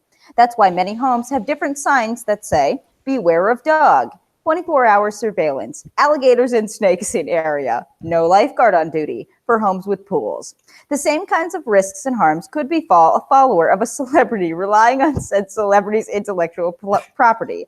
Like this book's author relied on Taylor Swift and her energy. Your leg will get ripped off. I'm going to defend him on this one. Because I think if Russell Swift, or if Russell Greer, oh God. Russell Swift. If he changed his name to Russell Swift, that would be great. No, I do honestly believe that if he got close enough to Taylor Swift, just like if he went onto her property, that he would need to beware of dog and he may end up drowned in a pool. Does she have a sign that says beware of misrepresentations on her car? I'm supposed to tell you that you're a filthy lightweight, by the way. Oh, I know. I've only had one beer. I'm not even done with it yet. Goose 320 Urban Wheat Ale. It's an IPA, I think. Oh my gosh. Is G-Boy Swift in the chat? I told him he sent me a beer to try. If you're in, well, I'm not going to do it if he's not in there. G-Boy, if you're in the chat, let me know so that I can, and I'll open it. Otherwise, I'll wait. All right. Let me clarify. There are different levels of duty depending on the level of invitation you have onto the property. A homeowner does not have to disclose a hazard that is not man-made to someone who is trespassing, for example. They would only have to like, I believe if you're trespassing, they only have to warn you of like really bad hazards, like landmines. But then if you have an invitee or a licensee, you actually do have different levels of duty for different hazards that would be on your property. So it's not really comparable in any way to a celebrity's image. It's just not a real thing. I think we should legally force Taylor Swift to wear a sign around her neck at all times. It says, I'm lying and I'm only doing this for publicity. Yes, I think we need to do that. Taylor, step up to the plate and do the right thing. Come on, Taylor. You're hurting people. Why would someone have landmines on their property? I don't know, blank. Are you Taylor Swift? As I explained earlier, there are many sociological and mental effects that celebrity influences can have on a person. So that would be another reason for a celebrity to be urged to warn of any dangers, her influence, and her stunts. Every time I read stunts, it ticks me off more. May have on a person. In the psychological and psychiatry community, psychologists have a duty to warn. This is my degree. Psychologists have a duty to warn the police and others if their patient is going to harm himself or others. Let's see that citation. Ethical Principles of Psychologists and Code of Conduct, including 2010 and 2016 amendments. You know, they may have an ethical obligation in their field, but I don't know that they have a legal duty to do that. I think I think he actually might be right, but it's not like if you say, I want to cut myself, they don't have to call the police. They have to like ask you if you have a plan. I think the first question is, do you have a plan? Like that someone, like if somebody says, I'm going to kill myself, the first thing you ask is, well, do you have a plan? And if they say, not really, or they say, I was thinking about it this way, but if they say, oh, I have a rope in my closet and I'm going, then they have to call the police because it's like a credible threat. I don't know. Yeah. If they have probably something like a good faith belief that they will actually perform and the danger is imminent or something like that. Yeah, that's definitely it. But I think really, what if the person that's talking to them is there for help with life goals and procrastination and stuff like that? So when you say, do you have a plan? And they say no, are they then ethically obligated to help them make one? Because wait, I'm sorry, what? Because if they don't have a plan, but that's maybe their problem that they're there for the entire time, like that's the source of their failure at life is that they never plan anything out. Don't you have an ethical obligation to help them develop a plan so that they know the steps. That seems like an ethical quandary. Nick breaks down the psychiatry industry with one single sentence. A California Supreme Court case highlighted the importance of the duty that counselors have to protect society, with Justice Matthew O. Toberner writing, "We conclude that the public policy favoring protection of the confidential character of patient psychotherapist communications must yield to the extent to which disclosure is essential to avert danger to others. The protective privilege ends where the public peril begins." Yeah. I mean, so I guess, but what he's doing is he's comparing a question about the doctor-patient privilege versus the ethical responsibility of, or the legal liability for a doctor who doesn't disclose this. I'd have to read the case, but I'd be surprised if they found the person liable. It sounds like, from the context of the quote, that what they're trying to do is force testimony or disclosure of information about public peril, or that concerns public peril. And they say, look, he doesn't have a right to doctor-patient confidentiality here. You've got to tell us because it put the public in danger.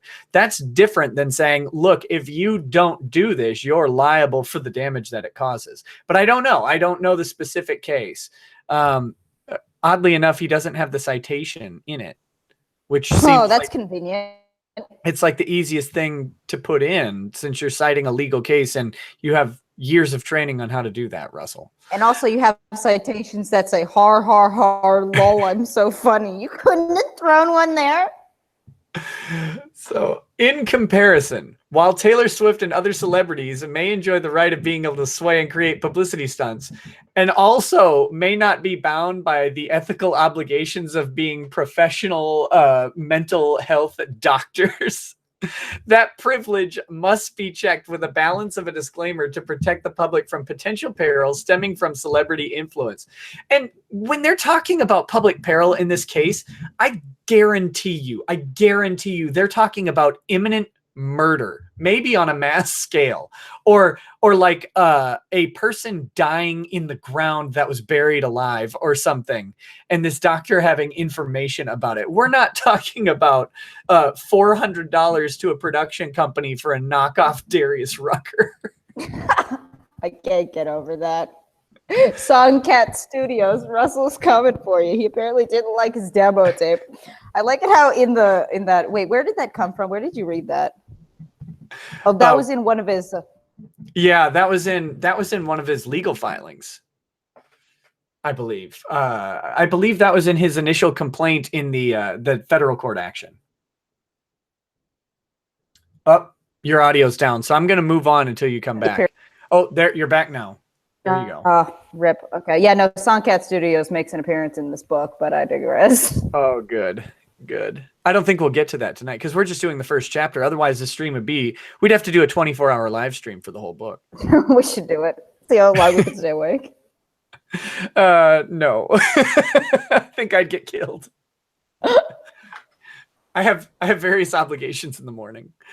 And plus, I think we have to do this again. I think that's the true beauty of this. We can make it episodic. Yeah, you can keep. And rip audio. Okay. God damn it. I heard that. He brought you back for the blasphemy and profanity. Said perils could include possible suicides stemming from disappointment or mass hysteria, as seen with Orson Welles in the War of the Worlds radio broadcast. To be fair, Wells did give a disclaimer at the beginning of his broadcast, but it apparently wasn't enough. Go see the video of the girl crying over Justin Bieber if you don't believe that celebrities have mental effects on the public. I agree. I believe that every celebrity should have to legally be a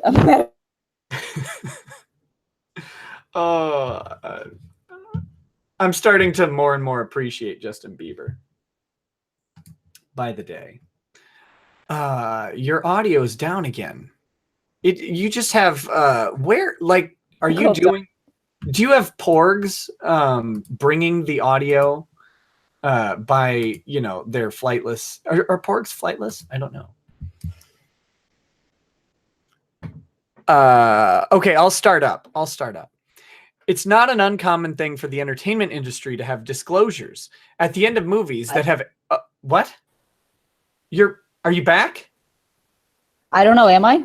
Yes, you are. Okay, take over quickly. It's not an uncommon thing for the entertainment industry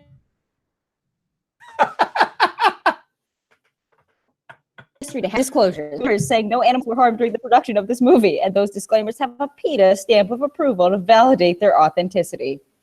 This is the movie studio's way of avoiding animal cruelty laws.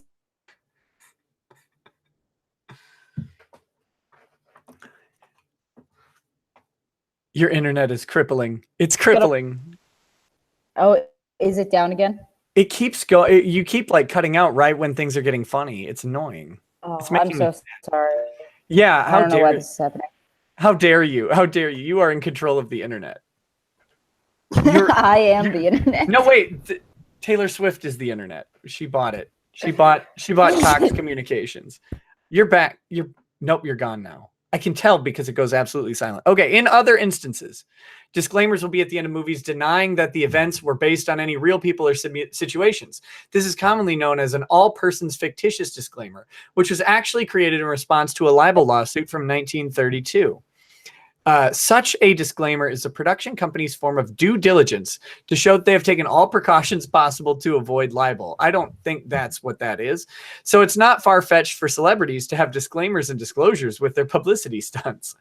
In fact, with everything explained in this chapter, Taylor Swift and other celebrities would be wise to have them in the form of the "not all buyers will qualify" disclaimers.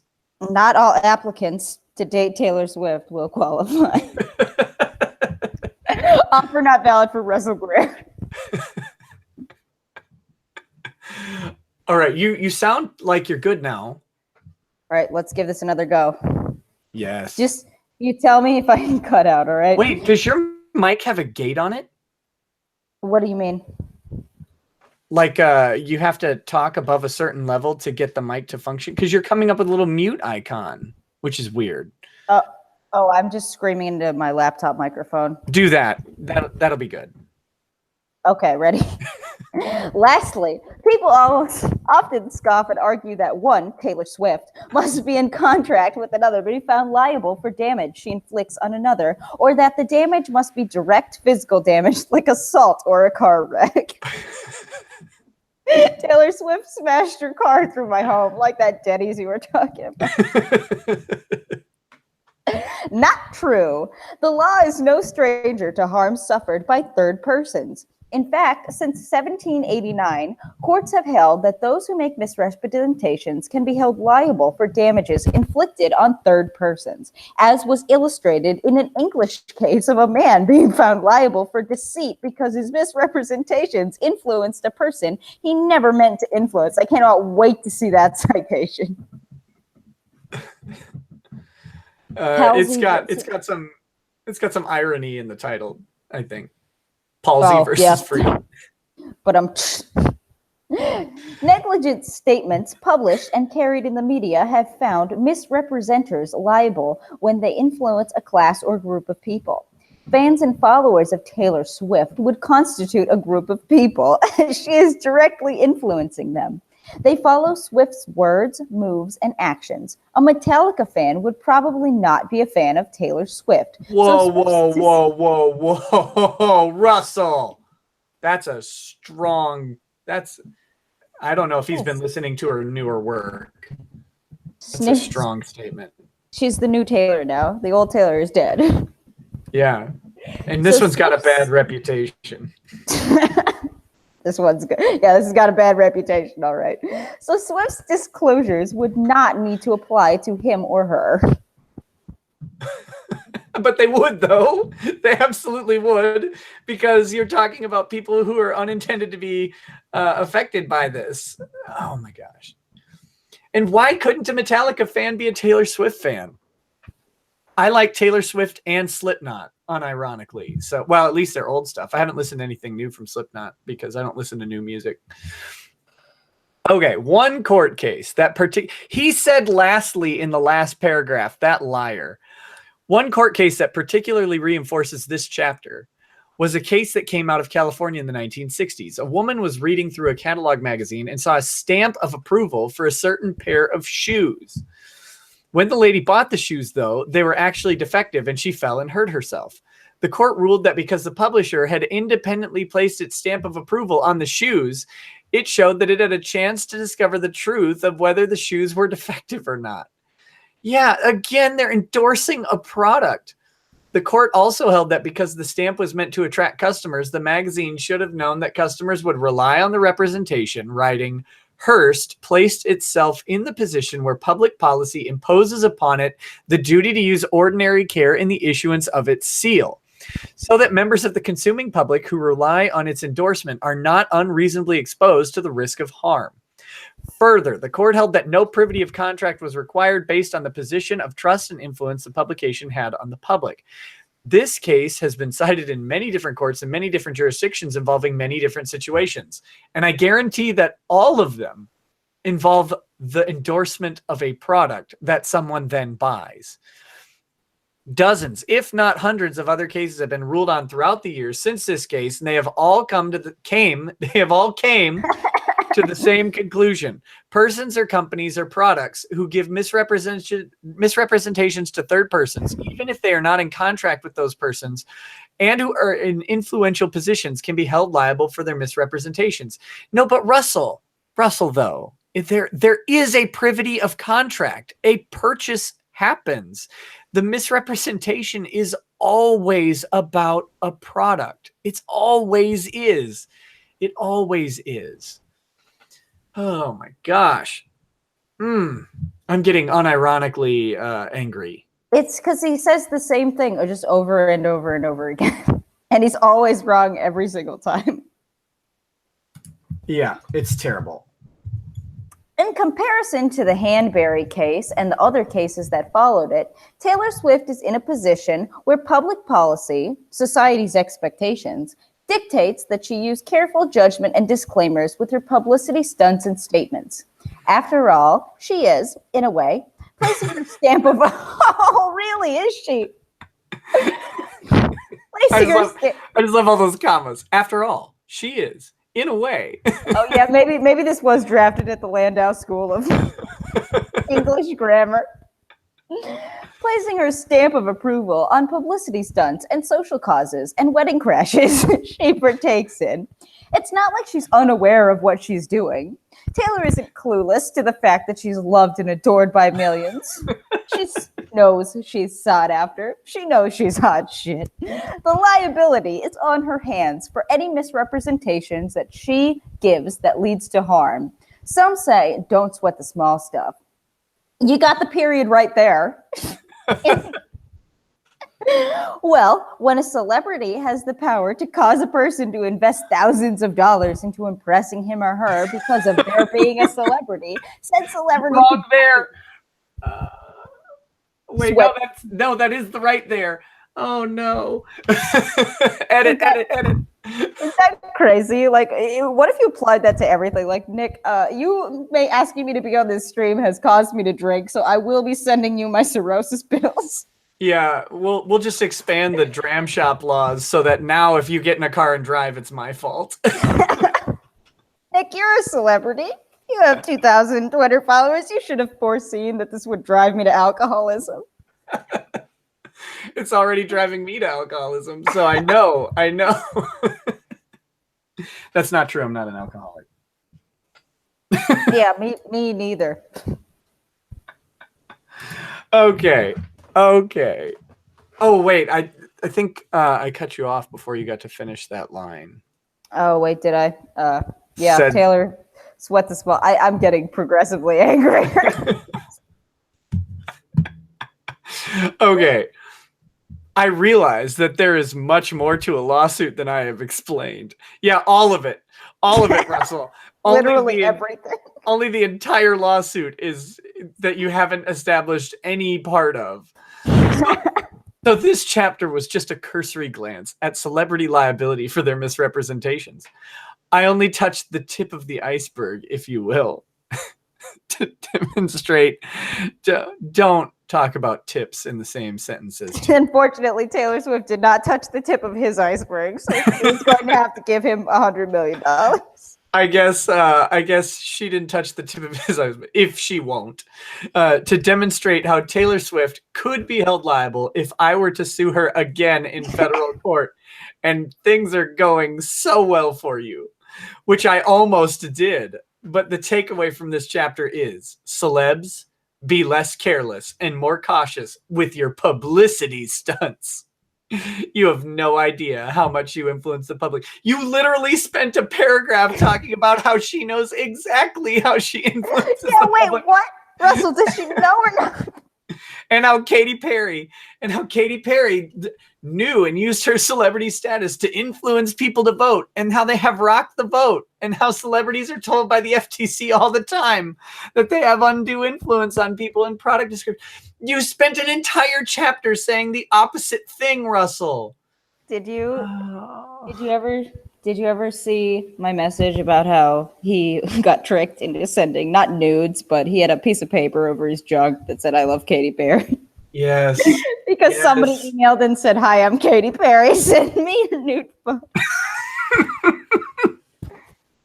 Because he saw on Instagram that Katy was accepting nudes from the public. So clearly when she reached out to him, as of course Katy would do, she's like, you know what? I just gotta see that. Gotta see them nudes. Yeah. Oh, Russell, I want to see your dong. Please just send it to me over email. I'm an internationally famous celebrity. Send me your email. Hi, I'm Katy Perry. My email address is turdlord235@yahoo.com. Hi, my name is Katy Perry, and I'm using a Proton Mail account.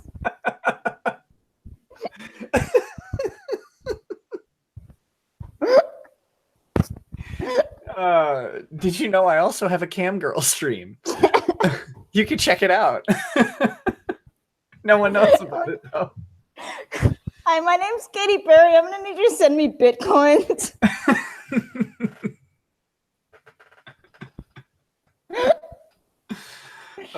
Send me your credit card information as well, please. Although I don't know if you want Russell's credit card. Please only pay in Bitcoins, Russell. Oh my gosh. Oh, well, that's chapter 1. Nick, I hate to spoil this for you, but this is actually the most sane chapter in the entire book. Like, guys, the preview, I'm gonna tease you a chapter 2's title, because we're gonna do this again at some point. But it's chapter 2, Russel Greer, the man, the myth, the legend. Oh, he's a legend, all right.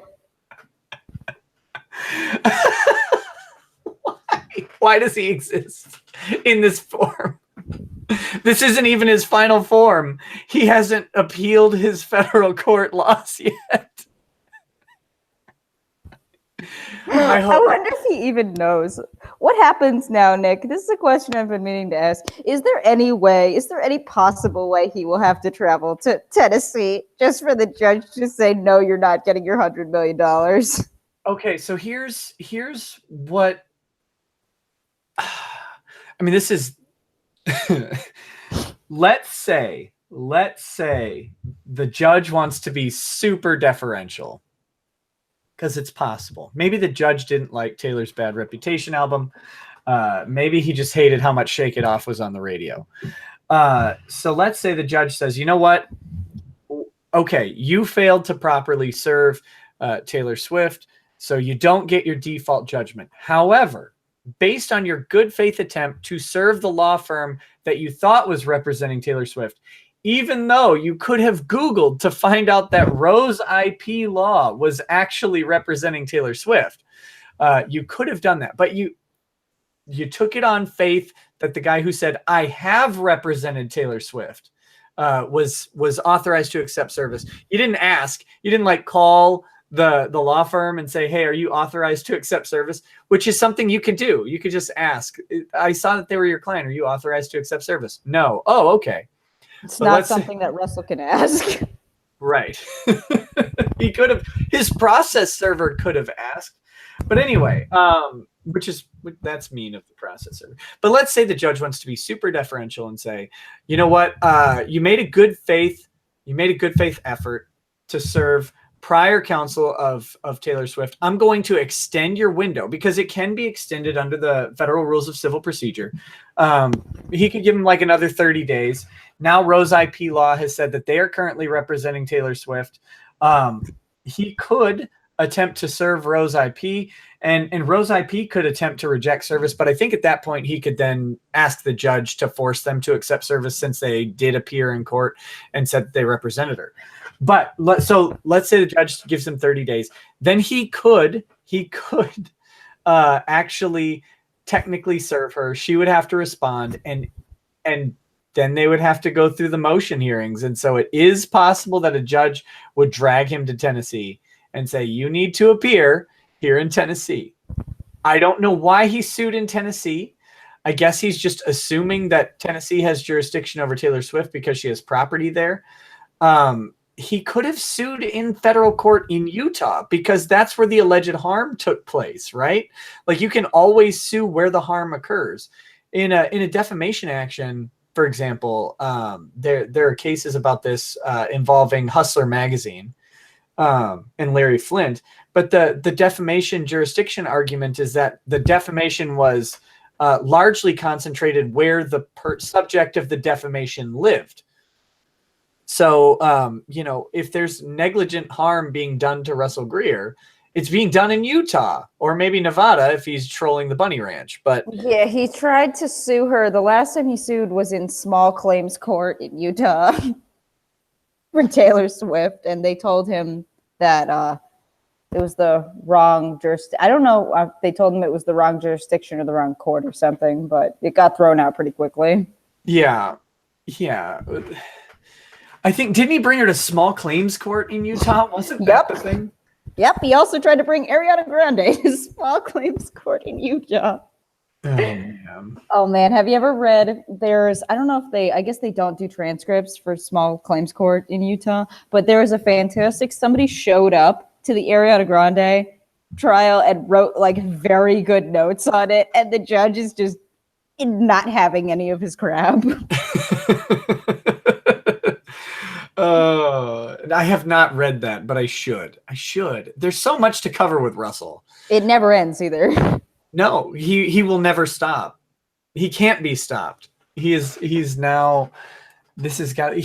Patreon. Like, Russell, start a Patreon. People will pay so much for your lawsuits. Like, could you imagine? I would absolutely Patreon. Like, yeah, I mean, if he came up with a good business plan to just say, look, here's the Patreon. I need to crowdfund my endless stream of lawsuits against Taylor Swift. If you do this, I'll do Discord chats with you, and I'll preview my documents. I'll let the community proofread them, or you can add like footnotes for me. At the $20 level, you get to add a footnote of your choice. Could you imagine how quickly that would go left? Har, I'm so funny, lol. I can only, like, based on his Kiwi Farms thread alone, like, I can only imagine he'd be making thousands of dollars a month immediately. He tried at one point to do a Kickstarter that he mentions here to get Taylor Swift. I don't remember what the exact point of the Kickstarter was, but to get Taylor Swift to notice him and do a song with him, and he raised, I think, something like $25. But see, that's the wrong approach. That's not funny. Like, because Taylor Swift wouldn't notice him and do a song with him. That won't happen. But like, him funding what entertains people might happen. Like, if he would have done a Kickstarter to buy himself a bed and a bunch of rose petals that he could take pictures on in Central Park and mail to Taylor Swift, I think he might have made it, whatever that goal would have been. Russell, if you're watching this stream, I will throw $100 at whatever your next lawsuit is if you come and do an interview with Nick. He's a very nice man. He will probably. I will give him the fairest interview that he could possibly get on Earth I promise you, Russell. I promise you. Here, this ain't the Daily News, Russell. He's not going to twist your plights. Nope. I will give you so much deference that it would be damaging to me. So you just email me. You just email me. We got to get you. I think there's an email at the beginning of the book, isn't there? There is. I wonder if it's still good. Let's check. I'm checking right now. Oh, that Fiverr art. Well, there's whyisuedtaylorswift.com at whyisuedtaylorswift@gmail.com. That's the information. Gosh, I hope I should send him a message, but I don't know if I want him stalking me. I'm not sending him subtle invitations. I need someone who writes music to help me write subtle invitations. I'll write lyrics all day. We'll just take them straight out of this book. Oh my gosh. Well, guys. What? Oh, you were out for a second. What was that? Oh, I didn't say anything. Oh, good. Good. I didn't want to hear anything anyway. I think it's a good time to wrap up. This has been very fun, and we will definitely have to do this again because chapter 2, that compelling title, is enough. It really gets you in the. I bet it just gets you right in the feels, right in the pills. I can't wait. Well, thank you all for joining us. I'm going to close down the broadcast. More. Whoa, your internet is going great. I'm gonna close down the broadcast. Thank you all for watching. Sriracha, I'll talk to you after we stop for just a minute, and then I don't think I'm gonna have a live video tomorrow, guys, but I am gonna do a Cody Wilson video. Like hopefully tomorrow. I'm guesting on some other podcast in the evening, so it really depends. But thank you all for watching. Come back for the next one. Tell your friends on Kiwi Farms to make sure. I'll announce the next one's date in advance so we can get the Kiwi Farms thread to know that it's happening, and that'll be a disaster. And maybe we'll have Null come on and help us out. That could be fun too. Oh, that'd be great. Thank you for having me on, Nick. This was very fun. Don't leave yet. I'm gonna hang up on them first. Oh, okay, good. Talk to you guys later.